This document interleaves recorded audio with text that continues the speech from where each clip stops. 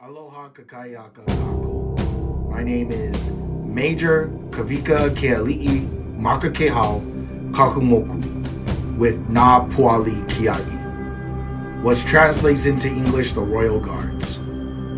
So I'm doing this video in particular in remembrance and commemorance of the 100th and 31st anniversary of the illegal overthrow of the country of Hawaii and its government cabinet as well. The video I'm going to use is of another content creator on social media where he was doing a project and sharing his experience of what happened when he shared his project on the illegal overthrow of the Kingdom of Hawaii. So without further ado, here we go. The real story of Hawaii is way weirder and darker than that. So I just saw this video, and great job to the creator, you should go watch it, but no one really knows a lot about the illegal overthrow of the Hawaiian Kingdom. I'm from California, born and raised. I went to California Public High School, and in 11th grade, it was U.S. history. We had to do this individual project research assignment on some sort of event that happened in the United States. My best friend at the time was from Honolulu, Filipino Hawaiian, coolest guy in the world, introduced me to, amazing groups, Kaloikai, Jepu, Rebel Soldiers, The Green, Fiji, stuff I still listen to on the daily now. I had a different perspective on Hawaii than my, peers, just because I was friends with him. I'd been around his family and learned so much. I did this project on the illegal annexation of the Hawaiian Kingdom. I made this whole shoebox type thing that opened up. It was all decorated, and it explained all the different parts of how it happened, how they locked Queen Liliuokalani in her castle, and how this was overseen by President McKinley. Overall, the message was a people's traditions, culture, and sacred land was stolen from right under their feet. And the craziest part is, for one, no one knew that history at all. All the other kids in the class didn't know what the fuck I was talking about. But the teacher was correcting things that were fact. The teacher was like, oh no, the Hawaiians voted for this. The Hawaiians wanted to be a part of the United States. And I'm like, no, they did not. That's like saying, oh, the Native Americans would love to be on reservations. It's like, what kind of, argue? What? So yeah, I love the culture and education going around. I think more people need to know about this, especially when I see tons of videos about, locals and true Hawaiians talking about, tourism and how bad it is for, their place. But yeah, the more you know. Shout out to all the Hawaiians. You guys are awesome.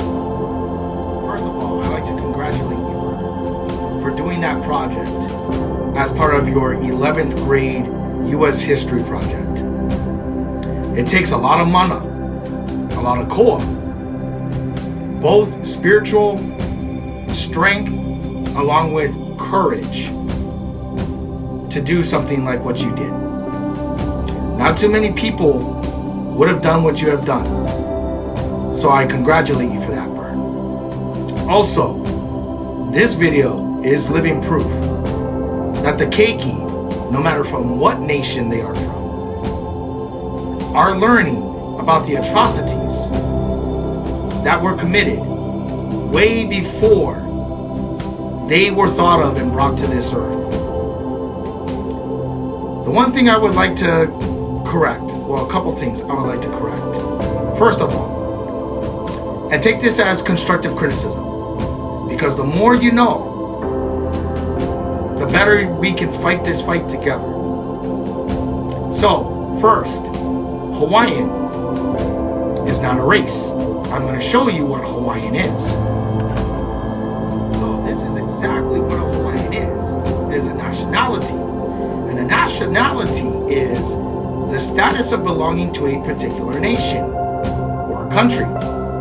So when one says that they're Filipino, but of course look more Caucasian, let's say, when they say they are Filipino, they are not talking about their koko, their blood. They're talking about the nation that they were born into, the country that they were born into. So when a Hawaiian says they're a Hawaiian, like myself or many others, we are talking about a political national status that we still belong to. And then the last topic I would like to speak on is this right here. Of course, it is a quote from Adolf Hitler.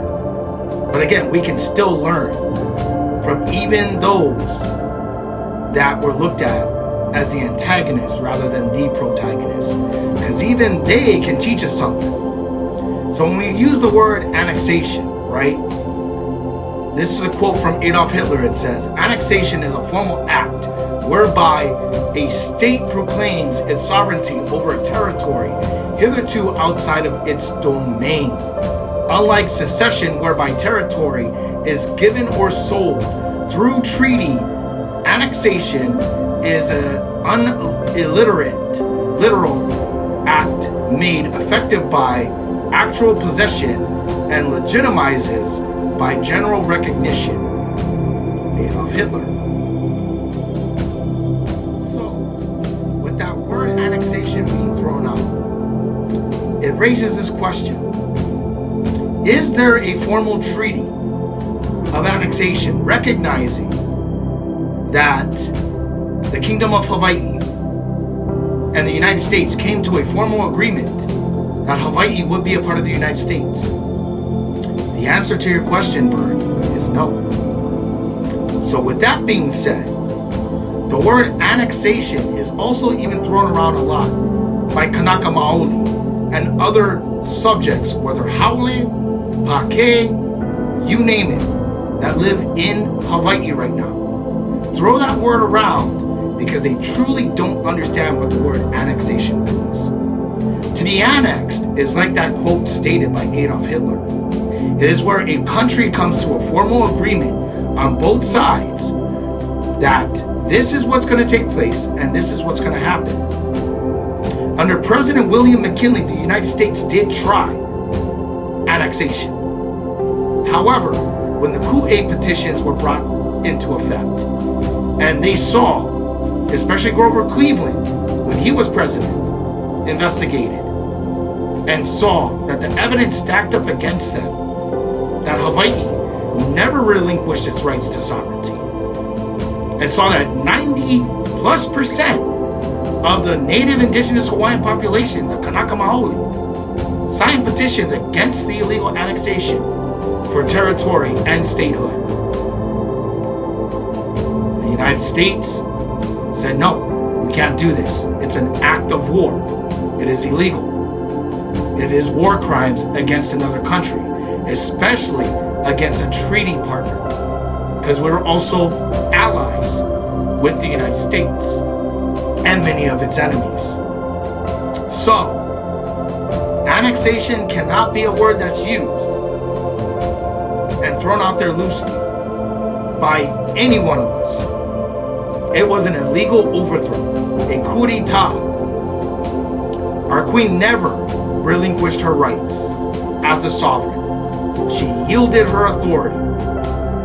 So with that being said, Bern, thank you once again for doing what you did and standing up for the kingdom and country of Hawaii. Other than that, we all need to take notes and learn from this young man. You all have a great day. Also, I forgot to mention one more thing. The country of Hawaii and kingdom of Hawaii is still here. Its people, its nation are here. We are here to stay. And we are here to fight for what's ours.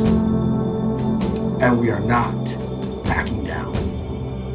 Y'all have a good one. Yo bless.